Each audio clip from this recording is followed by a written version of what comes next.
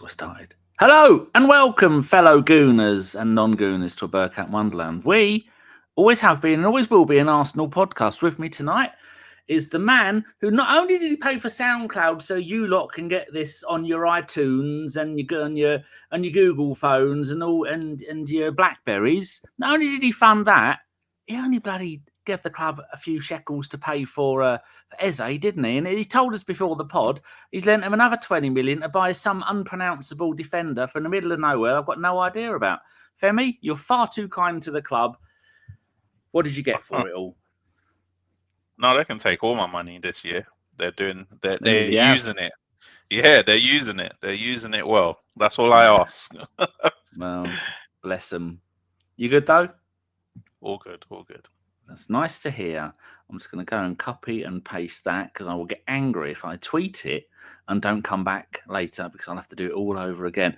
Also joining us for back-to-back pods for the first time since 1972, it's Cactus Cash to his mates. It's Richard. How you doing, Treacle?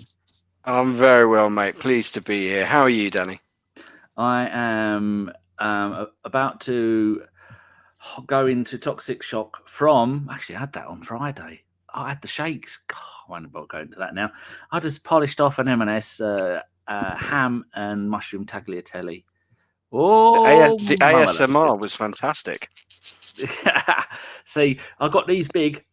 I broke that on a bit of string, people. Don't think I'm a crackhead. These two teeth here, I'm like a carnivore bear. And if I eat with my mouth closed, ooh, there's blood, there's skin, there's everything. Talking about everything, should we shut up and get on with the show? 1 minute 53, that's almost a record. Right, we'll start with Richard, because Richard, who's oldest out of you two? I think Richard is. A little bit. 43 I am, so... Oh, Femi's in his early 20s. Look at him, that cheeky monkey. Look at him, he's got that smile. I don't think there's a grey hair about there, so surely I must be older. Grey hairs all over the place. A little bit, yeah. Not quite what I'm rocking, but yeah. No, we're the same age, actually. I'll start with you, Same age. Your same age? Yeah. Oh, of course, it's 1982. I think the giveaway people is in his that I never even looked at. Wow. God, I've been mugged by myself there. So, Rich, how far back do you go and have a clear memory of Arsenal squads? So, how far do you go from that? This is a two-part. I'll give you the first part first, so you can have a little chat about it.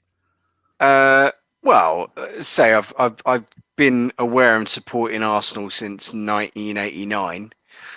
I worked for the club, and when I worked in the club shop for like 10 years, they would constantly have the old DVDs and season reviews on loop. So, like, the squads of yesteryear are tattooed to my eyelids. So I think I have a decent enough, not as good as Eze, as Femi, because he beat me a couple of times in the old squad quizzes in another podcast back. But yeah, not too bad. Although I feel like I'm going to embarrass myself in the next couple of minutes. But go. What was that podcast? I don't remember that. Yeah, it was a podcast. Yeah, we did, and it was literally. It was. No, it was yours. It was. We had to do like you had to name specific players, and it was like literally Femi did one, then I did one, and Femi beat me, I think, twice. Yes, I vaguely remember. So you go back to 89, where you could just go. I know who all the players were, and I could name the starting 11. Femi, is that same for you, or you got a little bit older? Further back. I mean, 89. I could probably name some of the players, but 90 from when Ian Wright joined, probably I can properly remember everything. So what was that, 91? If you're talking, that's 92, I think. Yeah. He joined after we won the league, so it was like 92. But when I properly started paying every attention was probably 98, I guess. When Wenger joined, I can probably start naming probably whole squads at that point, top to bottom. I think mine goes back to probably 86. The 86-87 season when we won the League Cup. So I'm just a little bit ahead of Richard there, even though I'm many years older than him. So, Rich, where do you put this squad compared to all those other squads? Do you have like a top three, and where do you think this fits in, or where do you think the potential of this squad could go? Ooh.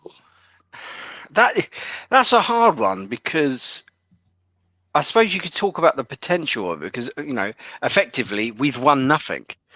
This squad's not won anything, but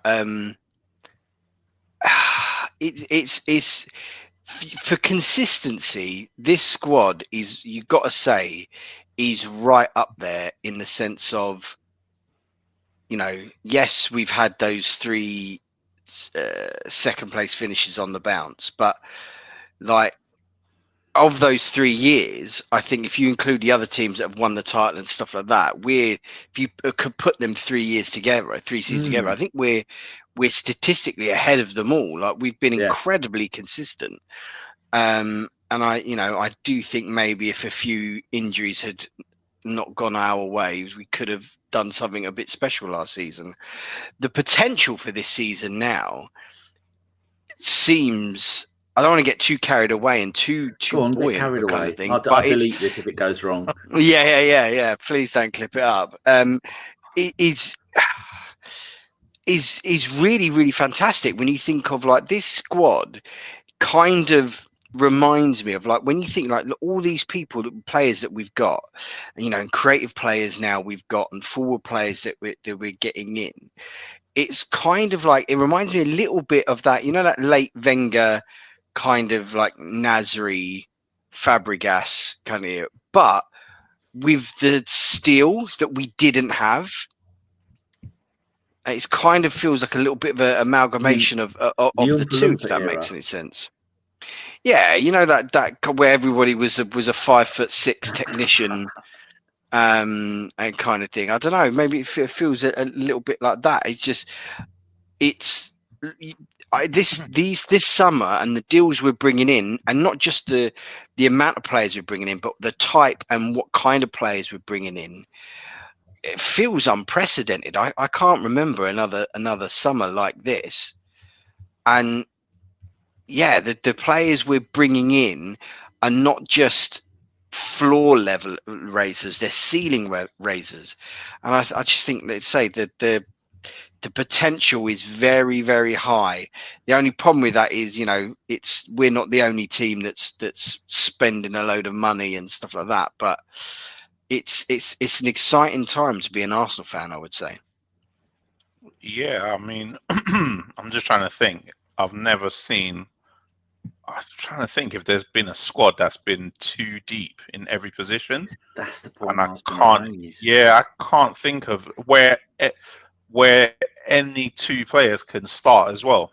Not just that they're too deep. We've had squads where there's 2 left backs. I'm thinking Ashley Cole and Gail Clichy. What do we have? We had Lauren. I don't know who was Lauren's deputy back in the days, but just thinking, like, it's 2 in every position minimum, and they're all like ready to play. Like, I wouldn't have, if someone told me Ethan is starting on Sunday against Liverpool, I'd be like, yeah, I can see it. If someone told me Martinelli starting or Trossard is starting, which I expect to happen, by the way, I can see it as well. So it's just, it is what it is now. They've built a really quality squad. Like Rich said, it's time to deliver, isn't it? I'm not one of those people that are saying you have to deliver or but it's now just, let's see it now play out. Yeah, I think this is also like this is the time in football where it is so much about the squad game. There is so many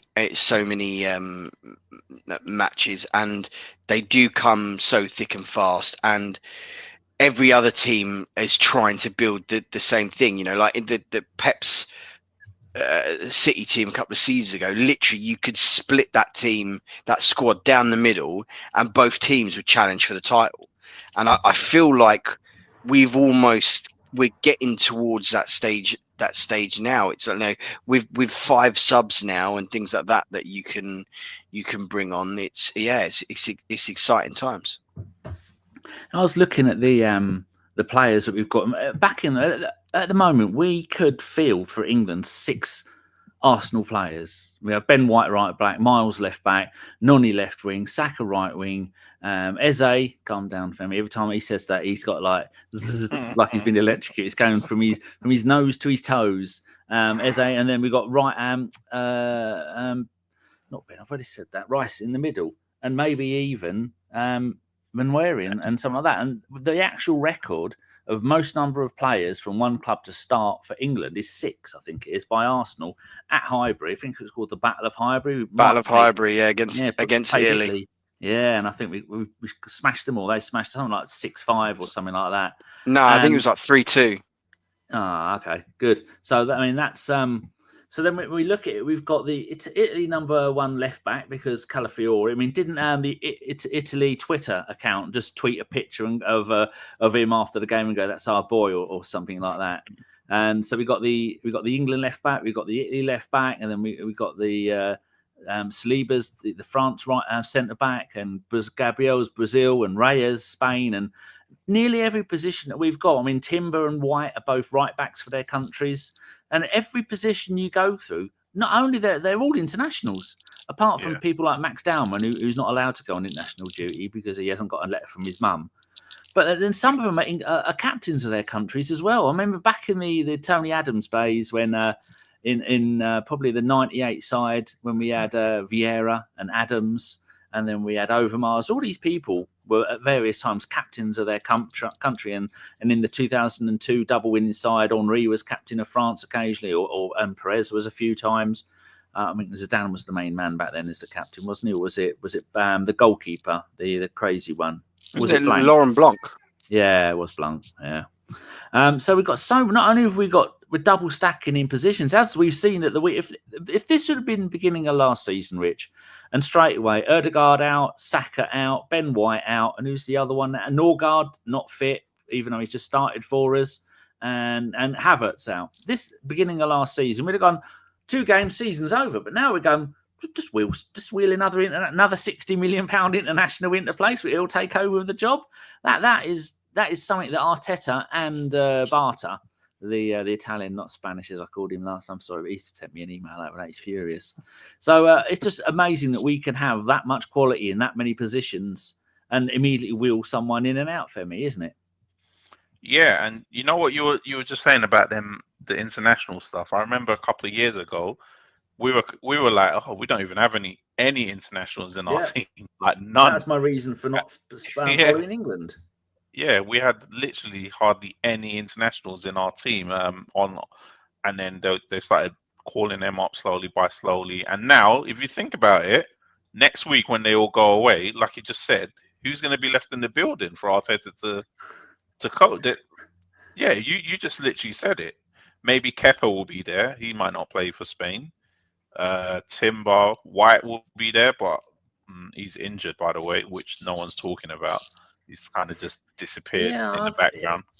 While that's relevant, the quote is, Ben White, with Ben, let's see. Yeah, he's got a hamstring injury. A little birdie told me that. He went for a scan. He went for a scan last week. I don't know if I don't think it's bad, but once you say hamstring, you're looking 2 to 3 weeker. So if he's not playing this weekend, you know that it was a 2 to 3 weeker, and he's going to be back after the international break. So yeah, Ben White might stay from the international break. You're looking at all your centre backs are going, aren't they? Saliba, Gabriel. Who's our backups? Mosquera's under 21 for Spain. Yes. If we get this new guy, he plays for Ecuador, doesn't he? Kivior's Polish international. If Kivior stays, our 2 left backs, all our central midfielders, who's left? Ethan is under 21 England. There's no one left in the building next week. So it's crazy. But then again, you look yesterday, don't you? You look at Newcastle. They picked up 3 injuries in the game, and a red card. And this is before the Champions League has started.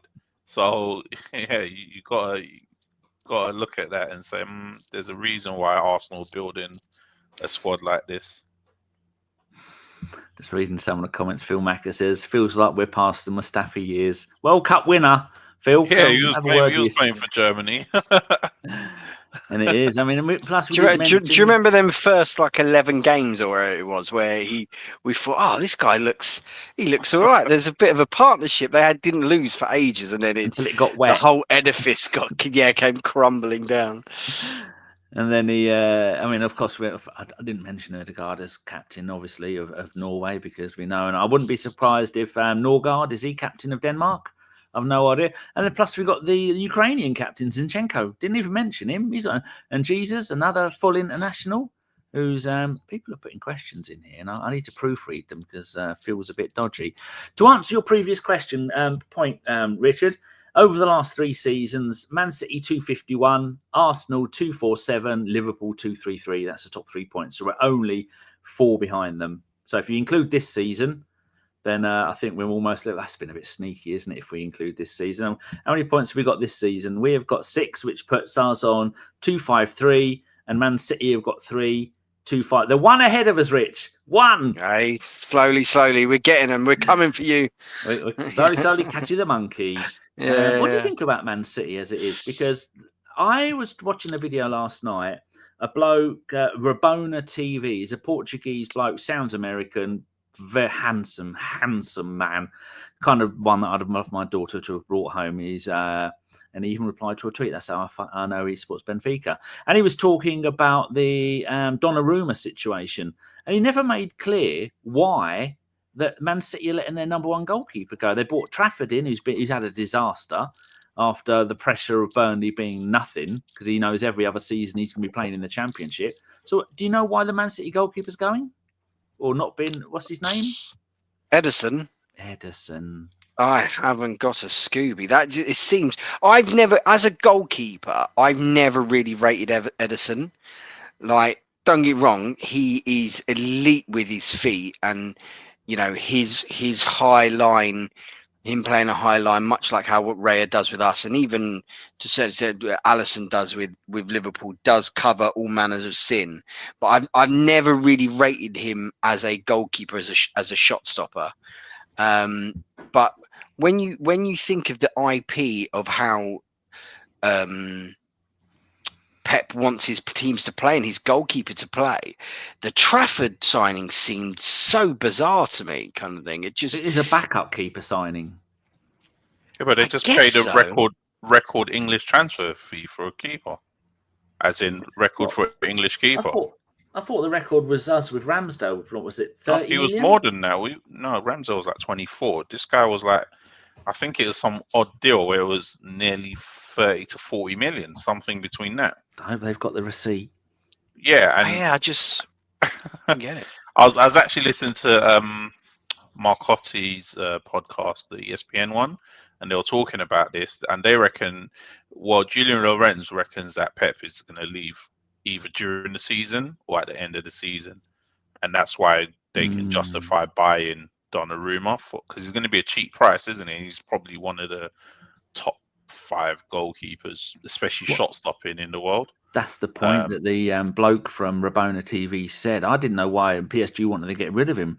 And he said because he is great at shot stopping, but we're playing the ball. It is the Leno situation why we had to get rid of Leno. Great shot stopper, awful bringing the ball out of defence with his feet. And he makes blunders. His stats in Ligue 1 last season were fucking horrendous, he said, without swearing, because he's a professional. Really? Yeah, and he said that's why he didn't want rubbish at set pieces as well. But I don't know. Like, if you're Trafford, how do you feel when you've just signed and then you see get a cushion Donnarumma coming? Donnarumma's quite young as well. I think he's only he's only 3 years older than Trafford, so it's not like he's like a much older than him or something. So it's maybe they made it clear to Trafford when you're coming in. Edison's on his way out. He's finished doing the light bulb magic. He's off to play in the Middle East somewhere. You're going to come in. You're going to start a few games until we get Donnarumma, because that would be a crazy transfer to get someone to come in and replace him after 2-3 games. You can't do that. That's madness. Wasn't somebody else in for Trafford before? Yeah, Newcastle basically had him wrapped. They had him wrapped up. Newcastle had him wrapped up last summer, as well, and then they waited till this summer, and they thought they had it all sorted, and then City activated their buyback clause. Yeah, so it's all.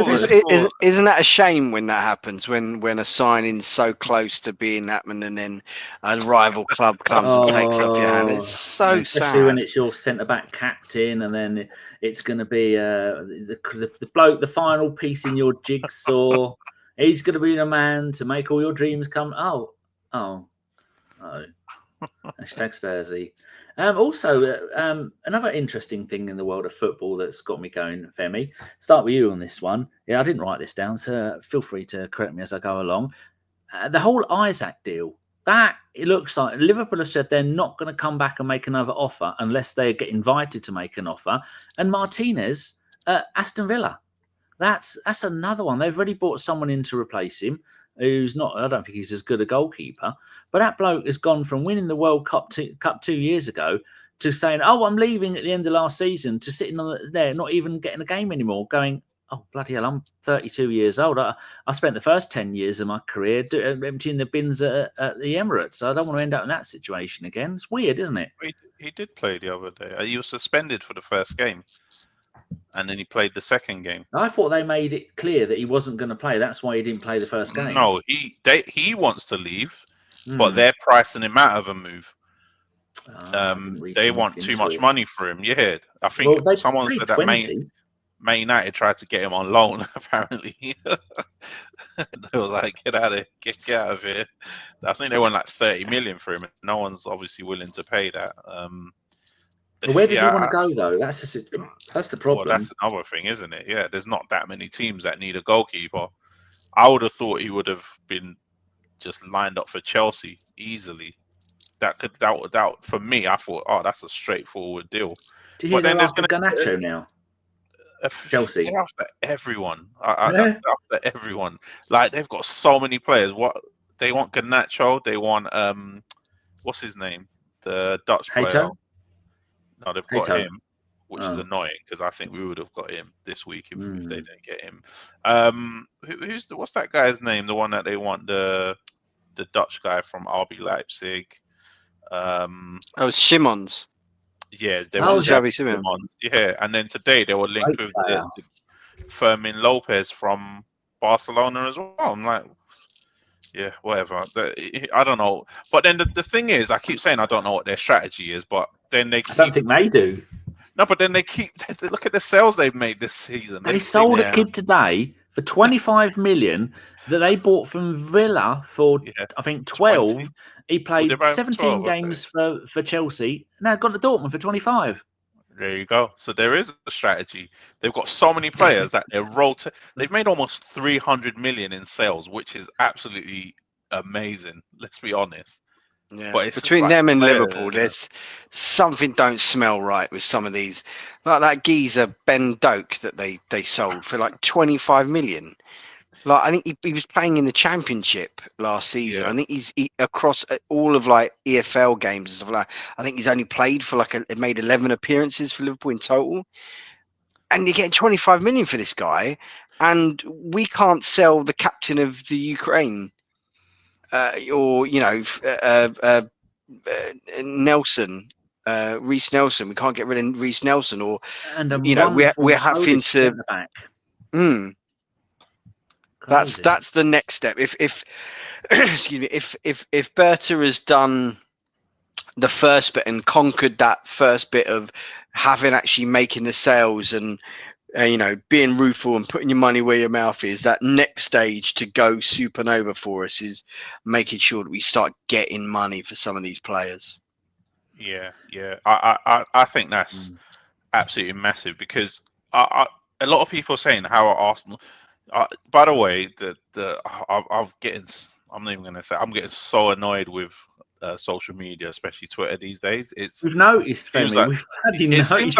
Well, now you know what? Now I'm just picking out people who are just tweeting rubbish. Like, it's so weird. Like, there's just these group of fans that always have something to say about Arsenal.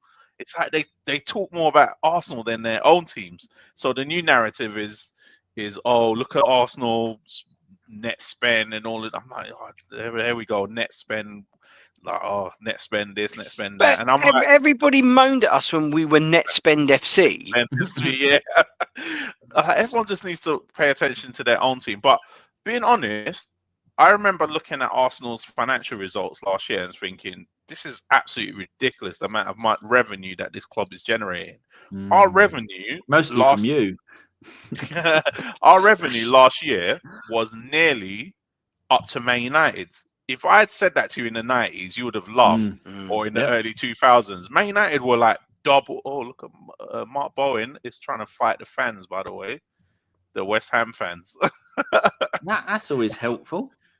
Yeah, that's absolutely brilliant. Or is it the Wolves fans? Something. They've just lost, haven't they? Yeah, knocked he's out the League Cup absolutely lost already. it. He's lost his mind. He's gone all Danny Dyer. Yeah, it's the West Ham fans. He's trying to go in the crowd. Yeah, so we've got our revenue is nearly the same as Man United. If I had told you that before, you would have just laughed because they were so far ahead of us. But we've got a beautiful stadium. Their stadium is fucked. They've not spent enough money on it. And that was the revenue of the previous season. So now, last season, imagine how much we've raised. And I kept saying that. From getting to the Champions League semi-final, someone kept saying, "Oh, you Arsenal have probably made like 100 and something million just from TV money. Just getting to the Champions League semi-final, let alone the Premier League TV money, everything else, and all these new sponsors that we've added this summer. So we are getting a lot of revenue. But what you don't want to do is become like Villa, where you're spending all your revenue on players, basically. So that is why it is important that." What Rich said, we have to get the selling part right at some point. And it's going to be painful, unfortunately, because we're going to have to start selling players that we like. Because now, every summer, all we've been trying to do is sell deadwood or pick players that we don't want. At some point, someone's going to come and make us an offer for a player that we do like. And we're going to have to make a tough decision, I think. And I think it could be anyone. It could be someone comes in for Saliba. Someone comes in for Saka. What are you doing this with Femi? What are you doing to us? Look, it's going to happen eventually because if we get that good, which we think we will, teams will start wanting our best players at some point. But it just so happens that there's no money anywhere else around Europe, just the Premier League. Do you want some of the numbers over the last few seasons, just the basic revenue? Go for it. 1920, I don't mean the year, season. 343. Next year, 327, 369, 464, 613, there you go. 674 last season. These are estimated. Yeah. And that means last season, the profit and loss for the entire period after everything's taken into consideration, £12.8 million profit, where the year before lost 17, lost 52, lost 45, lost 107, lost 47. Yeah. So we're that's what I mean. We're raking in money. You're turning over 600 million. That's double what you were a few years ago. I mean, why do you think the bosses love Arteta? Like all this, if Arteta doesn't win the league, he's gone. All of this, he's gone, definitely gone. I'm like, look at what he's doing for the owners. Like Stan doesn't even have to do anything. Just turns up every now and then and shows his face. Like, what do they care? They don't have to do any. All they do is just pop up every now and then. Arteta does all the talking for the club. They don't have to say anything. They just sit in the background and rake in all the revenue. Literally, they don't even have to sell the women's team to themselves. Can you imagine if we did that? Champions of Europe, West Ham, Chelsea haven't done that. 6 league titles in a row. That means nothing compared to the Champions League, apparently. Yeah, and also another one who went today, Tyler Dibbling, Southampton to Everton for 40 million. Yeah, he reminds me of not a young Lenny Henry, of a young. What was that? Was that Tuesday Club? We said you remind me of a young Lenny Henry. Yeah, that's the Tuesday Club. Yeah, of a young ESR, the way that he plays socks down, great attacking football. But you just spent 40 million quid on a player who's 20 years old. That is a hell of a gamble. Hopefully they're going to have him for a couple of years and then sell him on. But yeah, interesting times with the players that are there and about. So, what other things did I want to talk about? Where do you think, Femi, where do you think Noni and Eze fit into a fully fit 11? Now, before people shout at their listening device, it's rotation. I know it's rotation. We've just said we've got 2 players for every position. But in your non-biased opinion of the pair of them, what would you say is their futures? Noni is a Eze plays. Let's just talk about Eze. Forget about Noni. Yeah. Let's talk about Eze. Look at the time. 30 look at that smile. Look at that smile. Mentioning the great. Oh, do you know what? Honestly, I've never wanted to play as much as this in many years of supporting Arsenal. The WhatsApp message from you, have them printed on T-shirts and do an entire line of them. It was weeks of me going, I can't believe he's not coming. He's not coming. Oh my God. He's going to Tottenham.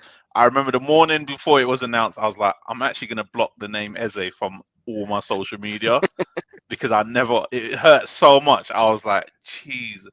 I've always thought ever since, for the last few years, I've been watching this guy and I've just been like, this is just my favorite player outside of Arsenal. It was, to be fair, it was when him and Elise were playing together that I started. I thought it was good, but I started taking real notice when him and Elise were playing together. And then I started noticing that, oh my God, like whenever Eze or Elise don't play, Palace just don't win.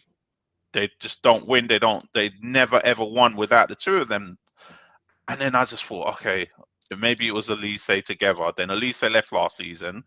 And then I'll be honest with you, from January this year, he's been the best player in England.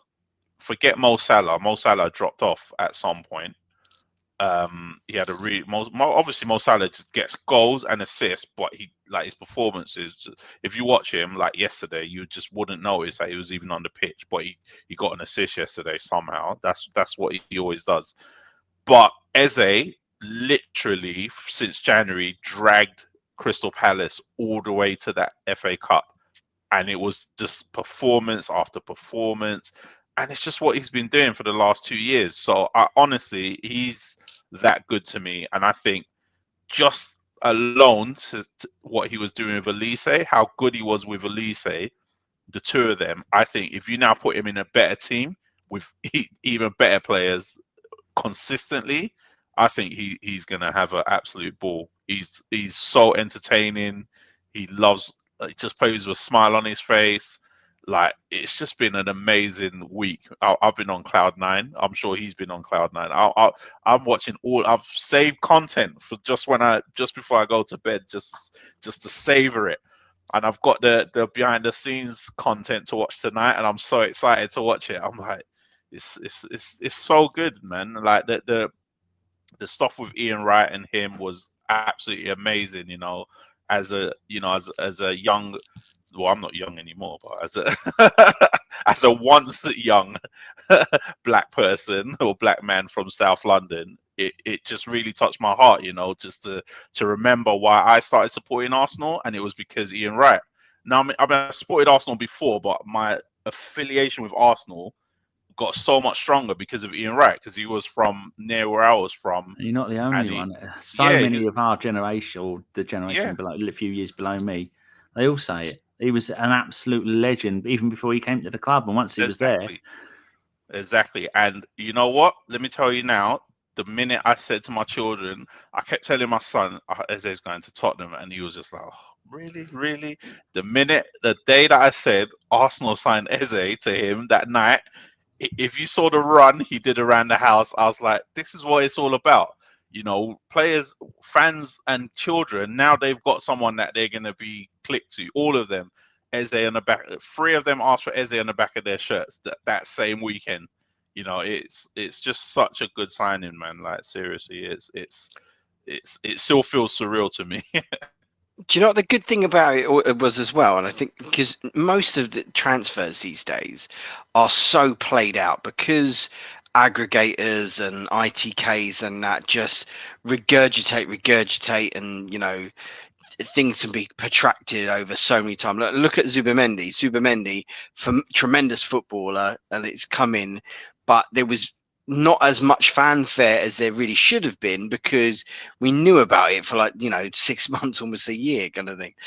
Whereas because Eze was going to Tottenham, and then people had kind of resigned themselves to it, like that kind of, that had an old school vibe of it, of like you open the paper and it's there, or you see on the club website and it's there, and you didn't read anything, and it almost it's like a special surprise kind of thing. And I think it had that kind of feel to it, maybe. But it was, to say, I'm one of the few times I actually went on to the evil place of Twitter, and literally just I must have loaded it just as Ornstein's bomb, and like straight away I was in the WhatsApp group, and it was literally just that was just my what's it called. And let's say you're right, Danny, some of the things that Femi has put in that WhatsApp group were particularly alarming at some stage. It's been an emotional roller coaster for the poor boy. It's been a week of God, I hate all the morons on Twitter, and then a week of maybe we're getting Eze, and then it's been a week of no, he's going to Spurs, and then it's been a week of morons on Twitter, and then it's been, are we? Could we? Is he? He is. Oh my God! And he's been having kittens the whole time, and I'm surprised he didn't put a little video of him dancing around the house with his kids. What did Mrs. Richards say about it? Because being the Spurs fan that she is, doesn't she care? No, she didn't care. Didn't care. She kind of, if ever I bring up his name, she just gives me a bit of a dirty look. But like she was sitting next to me as we was watching we was watching something on TV, and that's when I happened to flick onto it, and I saw, and I showed her, and she just turned to me and went, "Fucking knew it." So that was been her only reaction to it, to be fair. And then the news broke, was it yesterday, that it looks like we might gazump them for the other geezer. It's been a rough period. Someone did a tweet saying that Spurs have actually signed someone, and Ollie Price-Bates, who's I think it was him, put a tweet up retweeting him, and I didn't even know we were in for him. or was it we're going to sign this bloke, and then he put, I didn't even know Spurs are in for it. Whichever way around it was, it made me giggle at the time. You're right, Fem, you got kids trouble? Just sending them to bed, that's all. I was just saying, Femi, that it was like it was almost like an old school kind of surprise bit of news that you used to get back in the day. I heard you say that. Yeah. It's true. It was just it all happened all in one day. Yeah. Honestly, what you're saying is so true. Like this transfer stuff, man. That Gyokeres rubbish, Sesko. I was absolutely sick of it by the middle of the summer. I was just one like, or the other, get it done. I was just like, yeah, just get it done, or I don't want to hear these two names. I just didn't want to hear the names anymore. It was just like the same stupid information every day, and it's like, oh, they want then people will go, oh, I don't want Sesko. Well, I don't want Gyokeres. I want Sesko. Oh yes, we're getting and it's just like, oh, this is so boring. Just flipping sign a player and let us know who you sign, man. It's so that was the best way of doing it. The best way of finding out is just like, all in one day, get it done. Talking of Goalkeepers, what was how do you feel about him? I didn't see the first goal because I forgot how long 15 minutes was. I've still not seen it. I've downloaded the game, so I'm going to go and watch it. But for him to score 2 goals in his home debut, that has shut up a lot of haters. And even if he doesn't score for the next 2 or 3 games, those 2 goals against that Leeds, that's going to give him a little bit of extra time, isn't it? Yeah. I mean, I'm still not. I mean, I'd like to say I'm convinced by him. He's not aesthetically pleasing, is what I would say. He's very different but that's good anyway. It's not good to have all the same players. He's getting up to speed with things. He still makes runs that players don't give him the ball, and it'll be interesting to see him against, a tougher, two tough centre backs. He's got to stop. One thing he's got to stop doing is he's got to stop looking for I know that's his game, looking for the physical contact, because most defenders in this league will relish that type of player. What they don't relish is the players that will just run off of them a lot, which he's kind of how he scored the goal the other day, which is to run off of the defenders, and he actually got the ball that time. But yeah, no, it was just good to see an Arsenal player go wide, cut in, and not pass the ball inside again. He was not passing that ball no matter what. All we ever see is one of our players goes wide and they either try and cross the ball, or they try and, even when they've beat the man, they try and tee it up into the middle of the pitch. He was just like, nope. He's just one thing on his mind, and I love it. It's greediness that that even a player like, I was thinking he was like Giroud, but he's not even like Giroud. But Giroud couldn't even be that greedy. He was just one thing on his mind, which was, yeah, this is my position. I'm going, and it's going in the back of the net. Yeah, let's say he's very, let's say, single-minded, isn't he? He like you see, I had no doubts when he was driving into the box that he was going to pass that or square that ball to anyone. Yeah, it does seem like a little bit of a throwback player, and like I said, I don't know if he runs a bit awkward, like you say, he's not aesthetically pleasing, and I was like, he runs a bit awkward, a little bit pigeon chesty almost, like he looks like he's got a bit of a, one to talk, my fat self, but you know what I mean, like it doesn't look like he's like particularly lean or anything like that, but like I say, long may those if he scores 2 goals, I don't care how he runs or whatnot.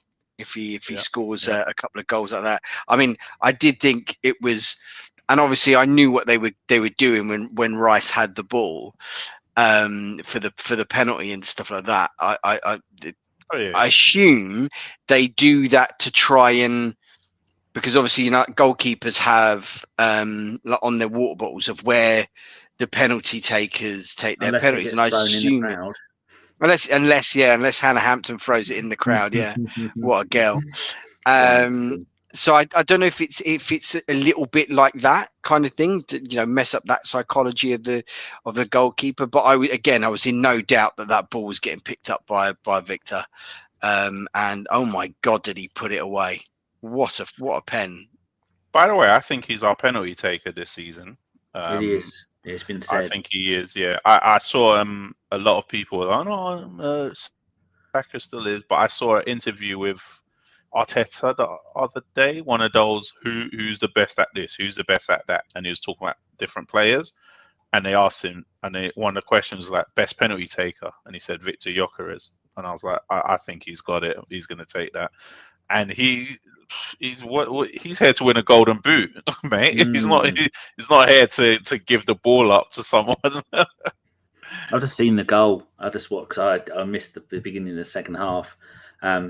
Chipped over from the middle of the park by Calafiori. Another wonderful game for him. And then, like you were saying, he gets the ball on the left-hand side of the box and just goes out of the way, coming through, barges people out of the way, and then scores and puts it in the corner. Lovely.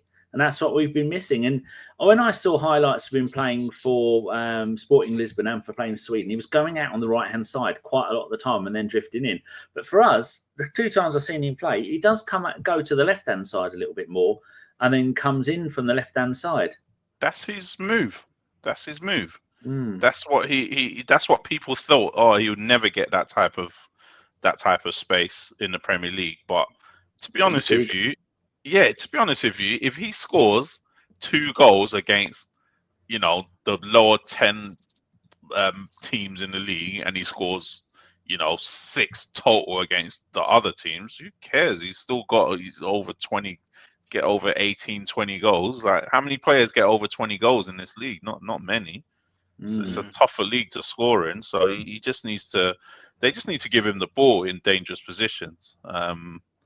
But yeah, no, it's a good start. It was a good it's a bit of a weird performance, to be fair, on Saturday. I'm sure when you watch it, you might think this isn't really a 5-0 game, but it is what it is. We were very clinical. We finished our 5 shots on target as well that we had, and yeah, that was it.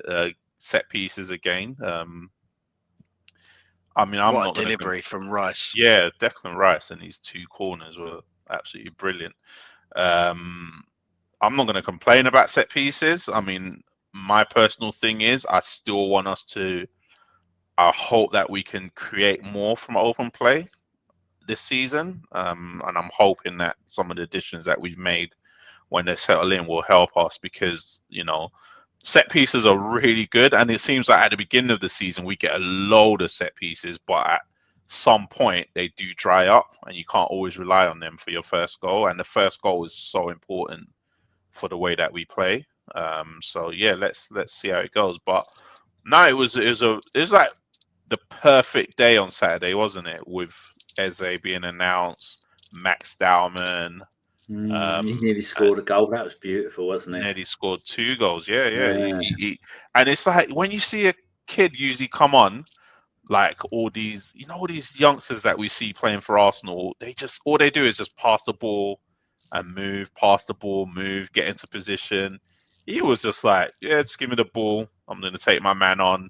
Guy was having absolute kittens. He didn't know whether to foul him, whether to go with him, to stay. It was just like, he was having shot. He had 2 shots. I mean, these youth players barely have a shot when they play. So he was just, he was really, really good. And he's just a breath of fresh air. He just attacks his man every time he gets the ball.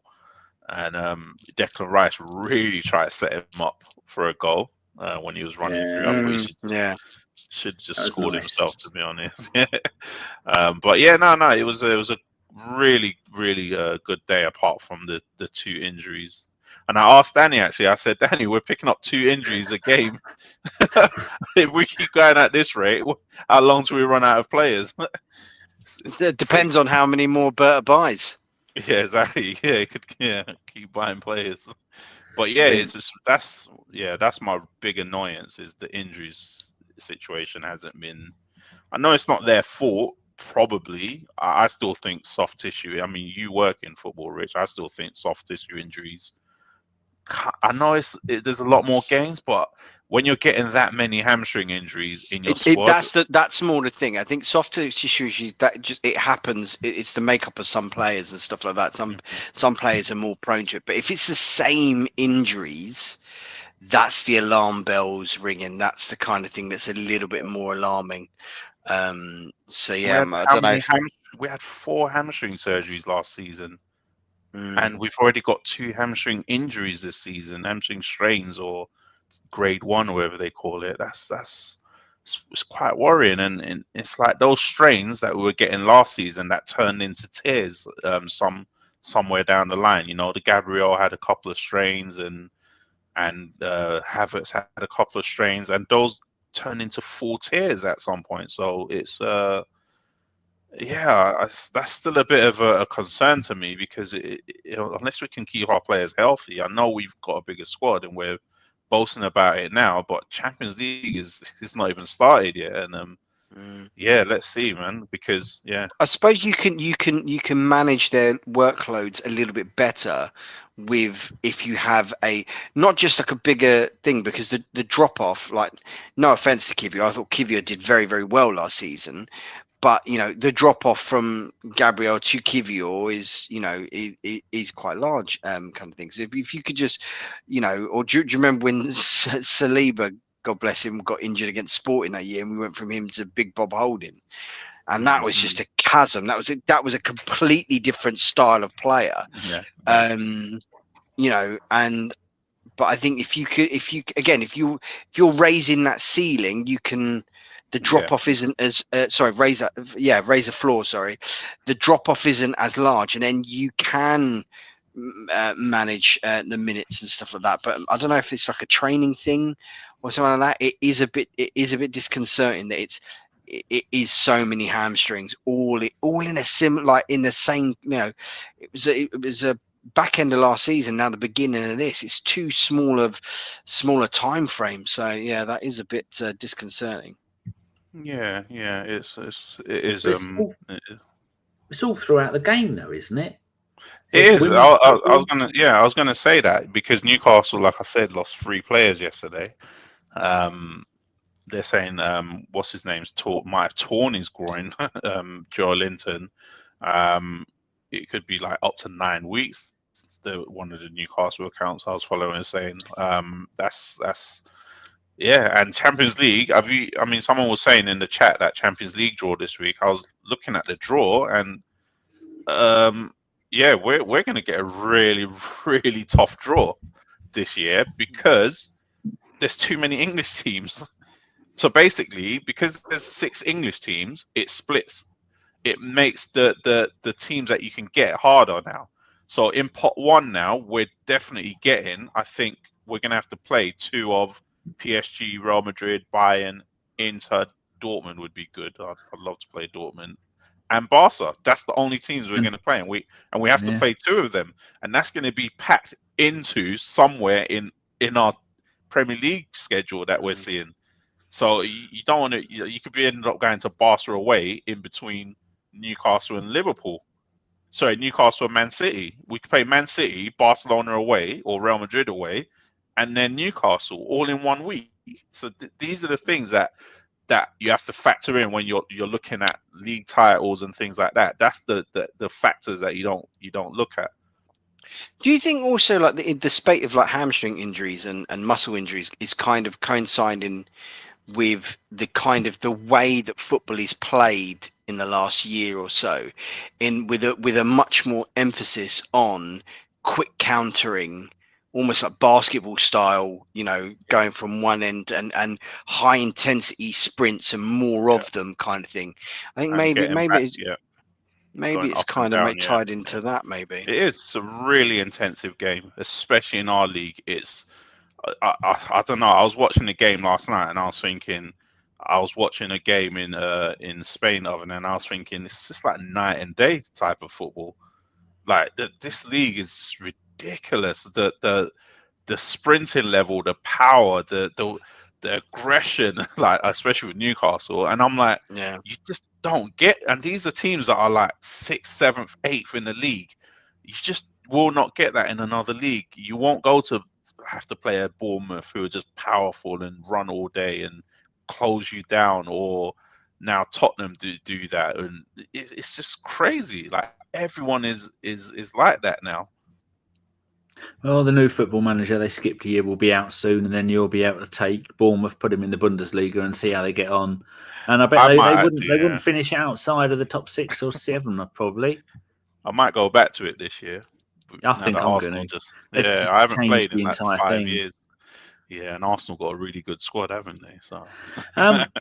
A couple of things before we go. We only did a short one because these 2 gentlemen have work tomorrow and I don't because I'm a bum. A Leeds fan tweeted this. Tell me what you both think. You go first, Richard. Arsenal smashed us 5-0, but the way they're playing right now, there's no team that can match their style. By the grace of God, I've moved on from Arsenal, but for other clubs, there's a tough job ahead. And now they've even added Eze to the squad. To me, it's clear over the next 6 years, Arsenal will dominate football. Looking at our main 3 rivals, Liverpool, City, and allegedly Chelsea, what are your thoughts on them all? That last bit was me. Well, as I said at the top of the show, like we are incredibly consistent, and I think it's quite telling that pretty much every manager who comes and after they've played us will go on and say like what an excellent side we are and how difficult we are to play against, because we pretty much have nearly all the facets of the game down. Like, yes, we've struggled in the past to break down low blocks to a certain extent. I think a lot of that was a bit of a kind of misnomer because our attack was so stunted last season because of the constant long-term injuries kind of thing. Mm-hmm. But you want to play a little bit of basketball, we can. We've got athletes in that side today. You want to be physical.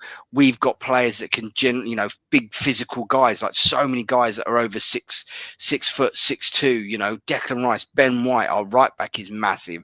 Calafiori's got shoulders for days. Saliba, Gabriel, just absolute fighters. But we want to play a technical passing game.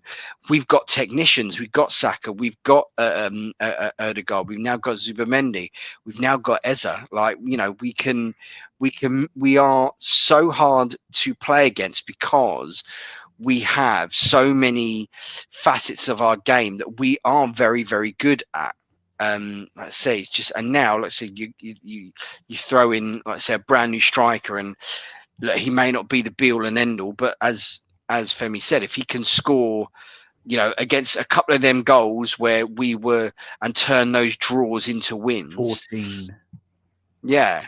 My God, like what, this could be something special. I don't want to get too carried away and have too much egg on my face because, as I said at the top of the show, you've got other teams. We're not the only ones vying for a title. We're not the only ones pumping in a load of money on new signings and stuff like that. But we are a very well-drilled, multifaceted, physical and technically proficient side. We are very, very good.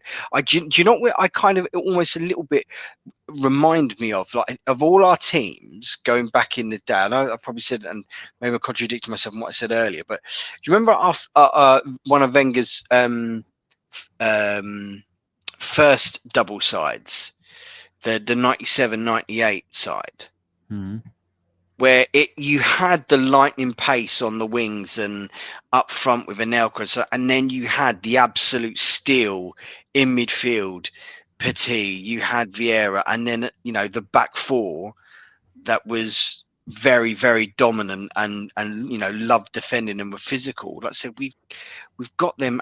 Maybe I'm going a bit too overboard and getting a bit too thing, but I fairly certain there's I think Farker said it. I think other managers said, I can't remember the top of my head. Like I've said post game, how hard it is to play against Arsenal. Apart from the Man United manager who said he won that game, that he lost 1-0 because they were the better team or something like that. That's crazy. You got anything to say on that, Femi? No. Summed it up well. Yeah. Okay, lovely. Right, the next 4 games, we've got Liverpool away. What are you two going for that? I'm going for a draw. Draw's a good result. Draw.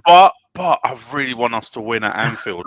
So do you know what? I really think it would just lay down such a marker to all the people that just talk, all the Gary Nevilles, you have to win the league this season. By the way, there's a reason, just following on for what Rich said just now, there's a reason they want Arteta gone.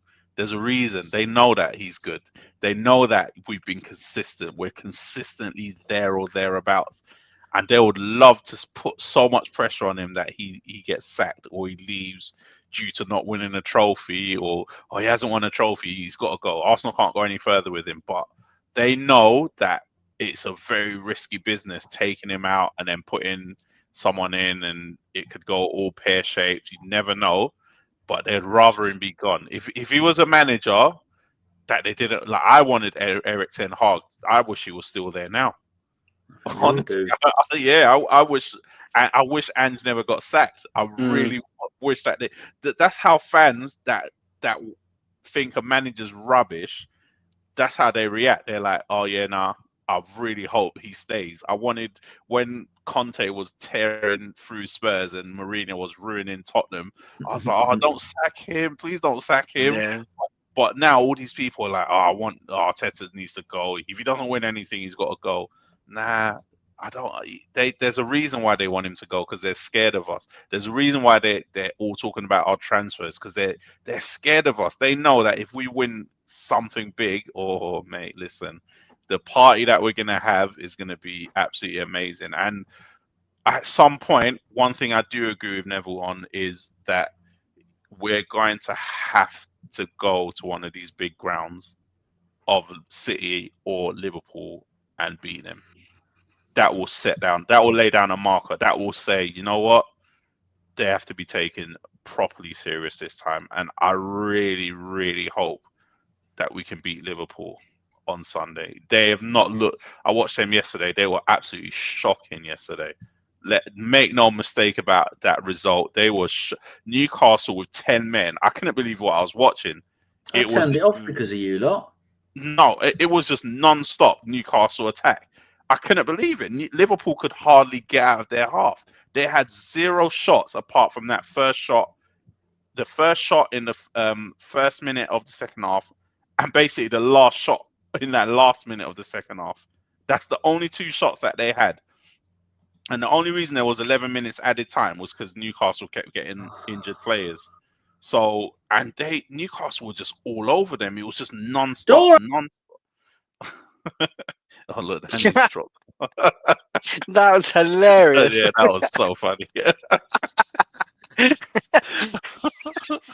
just heard a big Dora, and that was it. He's gone. But yeah, I agree with you. I did say that I thought it was a great game of football. I enjoyed watching it as a neutral. But yeah, say Liverpool, their defence is so shaky. Bitch. Stop going in the fucking bedroom, then. Now you're ripping the fucking carpet up, you moron. That's exactly what they're going to be. The Liverpool players are going to be saying this when we rip up their turf. When Eze goes round Szoboszlai right back 4 times, this is what you're going to be hearing. That is exactly what you're going to be hearing. With a strong Hungarian accent, you're going to be hearing that in the background at Anfield. But like, their defence is so terrible. Not terrible. That's a bit OTT, but so get-atable. But their attack is so bloody efficient. It's annoying. It's efficient. I mean, yesterday they were not up to standard at all. Not. No, but like you said, they had 2 shots and they fucking scored from them. Well, yeah, that's what I mean. Like as inefficient, like that in that aspect. 4 shots in the whole game, which is the least they've had on the slot. 4 shots. They scored 3 of them.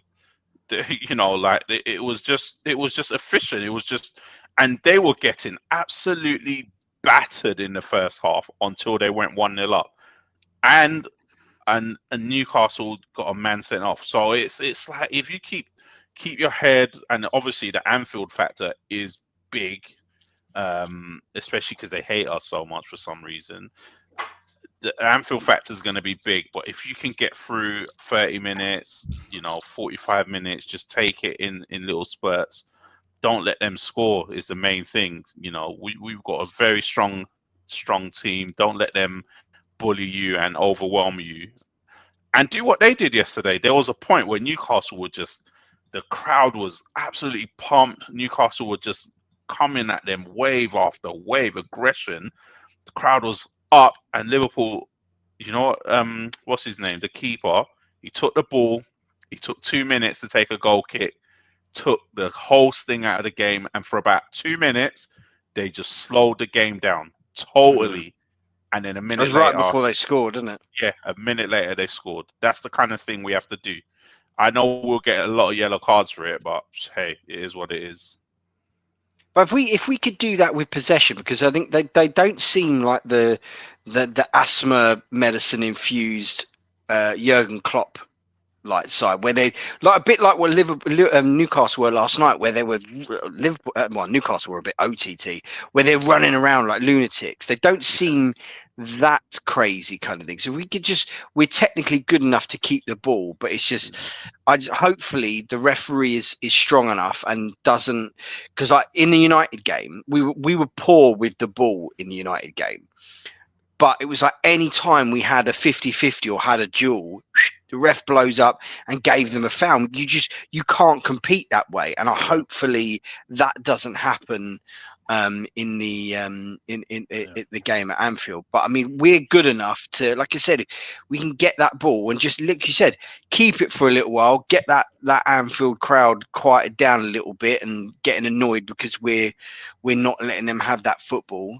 Whenever we play Liverpool, I always want us to like do the old thing of, like when we put Tomiyasu, a right-footed fullback, on Salah to stop him cutting inside. Like it's a shame Ben White is injured, because I always think of maybe just for that game alone, because I don't like him there all the time, having Timber. He's a great one-on-one defender. Having Timber there on that left-hand side, so if he does, when he does come in on his left, that you've got somebody physically quick and coming onto his strong foot. But I'm excited for the game. I think maybe we might get away. Liverpool might get a draw out of us. Might. Well, just hoping that we do so. What happened then is the StreamYard have changed the way they work now. Before, when you had a cat emergency, you just clicked mute and then you can go away. But not this. No. You press either of those buttons, it cuts you off. She hid in my bedroom behind the curtain. Must have been behind the curtains, because I don't allow cats in my bedroom. So I shut my bedroom door to stop them getting in there. So she's ripped up all the carpet behind my bedroom door yet again. So now I'm going to have to bloody drive over it a few times to get it flat, because she's a pain in the ass, that cat. Well, if Peter were listening, they were clipping up the last 10 minutes of that podcast. Did you hear me shouting at her? Because I thought I'd muted. Yes. Oh, no. She's so naughty. And then she just goes out for a week, comes back in and looks at me like that. Yeah? So I did my best to try and talk over it and then thingy, but I'm not quite sure if I saved it. I'm going to take a picture, if anyone cares. I'm going to take a picture of what she's done to my bedroom carpet. Again, I had to get Sexy Frank to come around and cut it with scissors. So I don't do me on the word scissors, because it's an Irish way apparently, and I don't say it properly.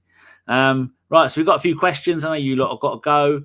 Femi Sai says, how many games probably get a red card?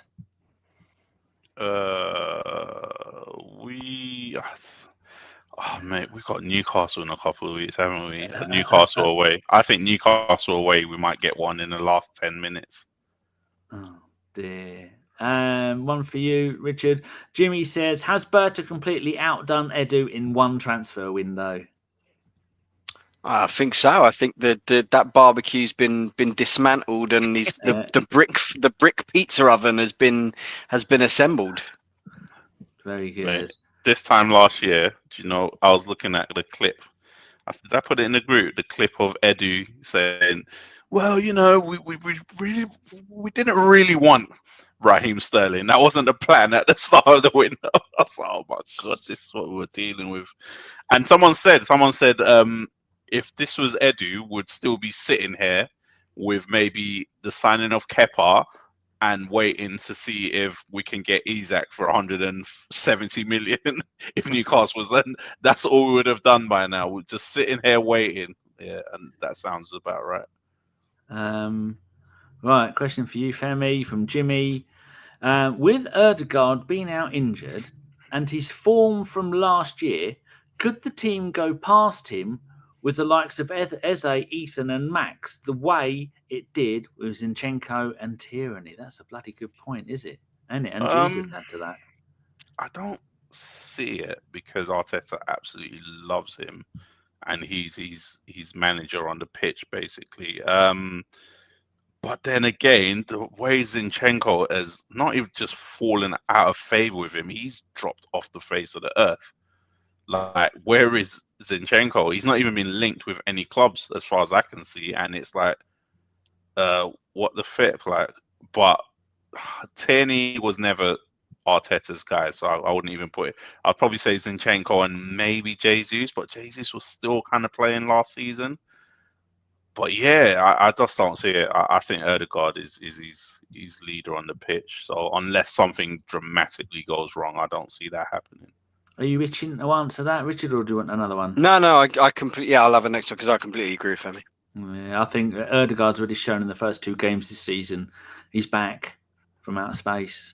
Both of you can have a go on this. First of you, Richard. Jimmy also asks, apart from the Ozil signing, can you name anyone bigger than Eze?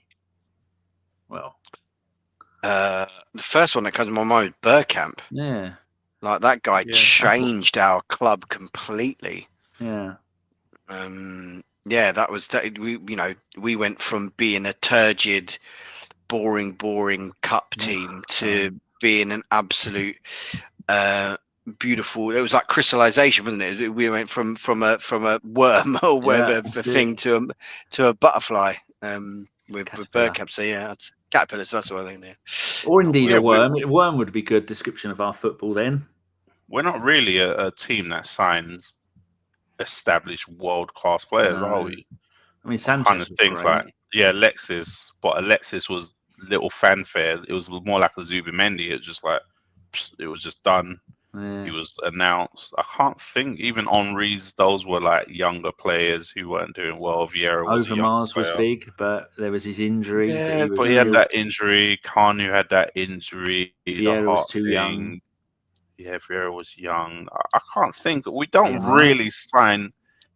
Yeah, Ian Wright back in the days. Cesc Fabregas when he was 16. Yeah, we don't sign many players that established and ready to go and just plug and play. You've seen their quality already. So yeah, big signing. Excellent answers. And finally, a question from Nicky Wilson, which no one's going to answer. Question: would you sacrifice Eze or Gyokeres to have signed Ollie Watkins in January? Just shake your head. He's let himself down there. But we could have won the Champions League if we had Ollie Watkins.